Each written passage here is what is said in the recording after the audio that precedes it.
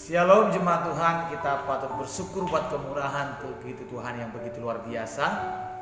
Hari ini adalah ibadah kita yang kita syukuri di hadapan Tuhan karena saya percaya jemaat Tuhan telah memuji dan menyembah Tuhan di dalam rumah kita masing-masing. Kita mau menikmati firman Tuhan, kita berdoa sebentar. Bapa yang baik, kami bersyukur di hadapan-Mu Tuhan, membuat kasih-Mu yang begitu luar biasa. Dalam nama Tuhan Yesus, hadirat-Mu turun melawat kami. Kami bersyukur di hadapan-Mu. Haleluya. Amin. Yuk jemaat Tuhan, kita buka firman Tuhan dalam Matius pasalnya yang ke-24, ayatnya yang ke-15 sampai ayatnya yang ke-27. Saya mau cerita tentang hal ayat ini saudara, bagaimana keadaan nantinya ya, sebelum Tuhan datang. Kira-kira peristiwa apa yang akan terjadinya nantinya.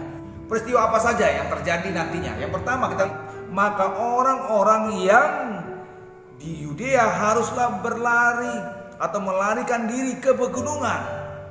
Nah, Tuhan katakan bagi kita jemaat Tuhan, ketika kita mengalami nanti ada masa penderitaan besar, nanti ada masanya orang percaya akan dicari-cari, orang percaya akan diburu-buru, orang percaya akan diselidiki, ya. Di mana semua kumpul orang percaya. Tuhan katakan kalau ada hal-hal yang demikian, larilah ke gunung. Ya.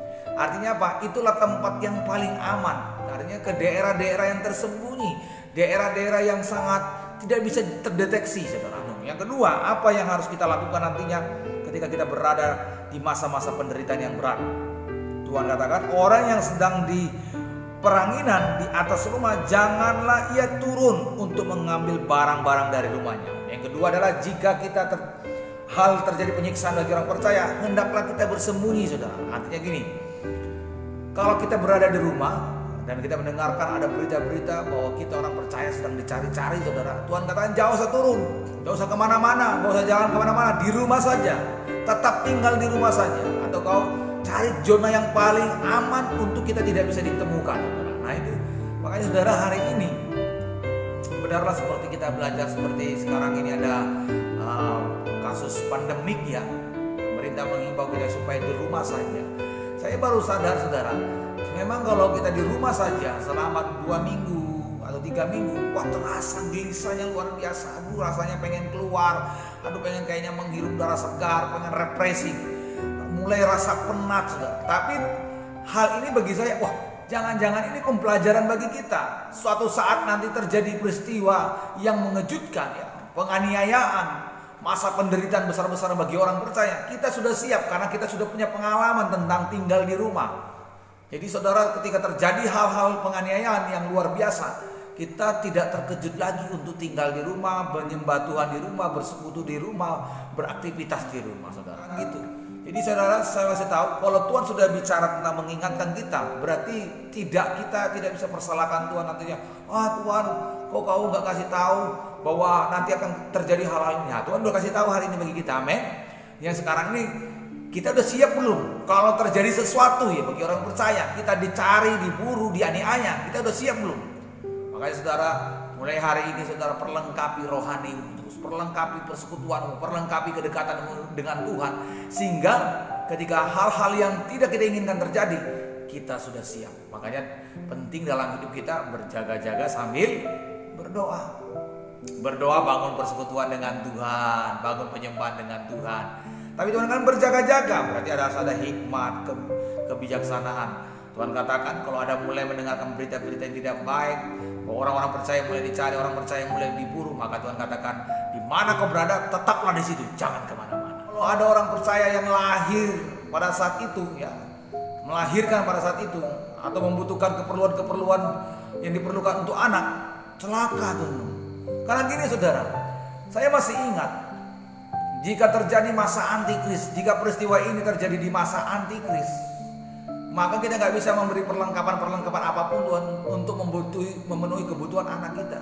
Kenapa? Harus ada chip angka 66. Jadi kalau ketika kita belanja barang, itu ada tertempel di dahi atau di tangan kita chip itu. Jadi di dalam chip yang kecil itu semuanya ada, data pribadi, STNK, SIM, baik juga KTP, KK sudah ada lengkap. Jadi tidak ada lagi perlu membawa kelengkapan di dompet, sudah lengkap semuanya saudara. Nah hari ini Jika hal itu terjadi di masa antikris atau di masa nanti orang percaya akan dicari, akan sangat sulit bagi ibu-ibu yang hamil. Tuhan mengingatkan kita benar-benar harus menjadi orang percaya yang tahan uji, tahan banting, saudara. Makanya saudara, kalau situasi hari ini kita sudah mengeluh, sudah menangis, sudah merengek, wah nantinya saudara lihatlah di masa-masa sukar nantinya kita nggak tahu, kita nggak bisa lagi mengeluh, merengek saudara. Kita harus siap berhadapan dengan situasi yang mengejutkan. Kita harus siap berhadapan dengan kondisi yang sangat-sangat tidak baik saudara. Makanya mulai hari ini latih dirimu untuk berhadapan dengan situasi yang tidak baik. Latih dirimu untuk berhadapan dengan bencana-bencana yang tidak baik. Latih dirimu dengan keadaan-keadaan tidak baik, saudara. Supaya apa? Supaya nanti ketika kita berhadapan, firman ini tergenapi, kita sudah siap, saudara. Selanjutnya, firman Tuhan berkata, pada waktu itu jika ada yang berkata, oh ada Mesias di sana, ada Mesias di sini, ada Mesias di sana, jangan kamu percaya. Tuhan katakan kalau ada yang mengaku-ngaku bahwa dia Mesias, bahwa dia adalah anak Allah, dia mengaku-ngaku dirinya, atau ada yang menggunakan nama Tuhan Yesus melakukan tanda mukjizat, ini ayatnya 24, sebab Mesias palsu, nabi palsu muncul, mereka akan mengadakan tanda-tanda mukjizat, dahsyat mukjizat, sehingga kiranya mungkin mereka menyesatkan orang-orang pilihan. Nah ini bayangkan saudara, akan terjadi hal yang mengerikan sekali. Akan banyak orang percaya tersesat karena banyak nabi-nabi palsu muncul mengadakan tanda-tanda heran. Ya mungkin dia menggunakan nama Tuhan Yesus, tapi pelayanannya, pengajarannya sudah melenceng. Siapa yang bisa mengetahui ini melenceng bahwa pengajarannya? Kalau kita tidak dalam mempelajari firman Tuhan. Tapi kalau kita tidak mendalami firman Tuhan, tidak banyak merenung firman Tuhan, tidak banyak membangun persekutuan dengan Tuhan, kita tanggap itu tidak melenceng. Kayaknya hal-hal saja. Kayaknya benar ya. Kayaknya kata-katanya penuh hikmat. Kayaknya kata-katanya semua penuh dengan hebat, luar biasa.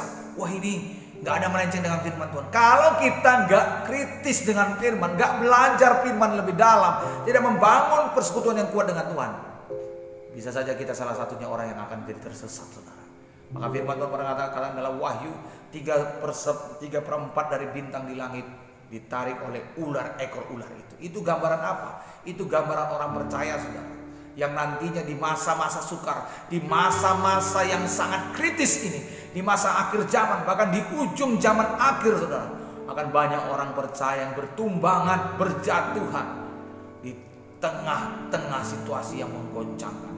Hari ini saudara, perkuatlah belajarmu tentang firman Tuhan. Hari ini Tuhan sudah mengingatkan kita, saudara. Artinya tidak ada alasan bagi kita orang percaya, oh Tuhan kenapa kau gak bicara, gak kasih tahu bahwa akan terjadi hal ini hal itu. Hari ini Tuhan sudah ingatkan loh. Bila kanan kirinya Tuhan sudah ingatkan kamu. Sekarang ini sudah persiapkan dirimu secara matang. Jika itu terjadi dalam hidup kita, saya mau kasih tahu saudara, ketika kau punya pengenalan yang kuat dengan Tuhan, kau punya hubungan yang kuat dengan Tuhan, engkau tidak akan pernah goyah dan engkau tidak akan pernah mundur dalam mengikut Tuhan. Amin. Dan terakhir firman Tuhan mengatakan, sebab sama seperti kilat memancar dari sebelah timur dan melontar cahayanya sampai ke darat, demikian pula lah kelak kedatangan Anak Manusia. Yesus akan datang nantinya menjemput orang percaya. Semesta menggelegar, semesta ini menggelegar bagaikan kilat yang cahaya terang benderang.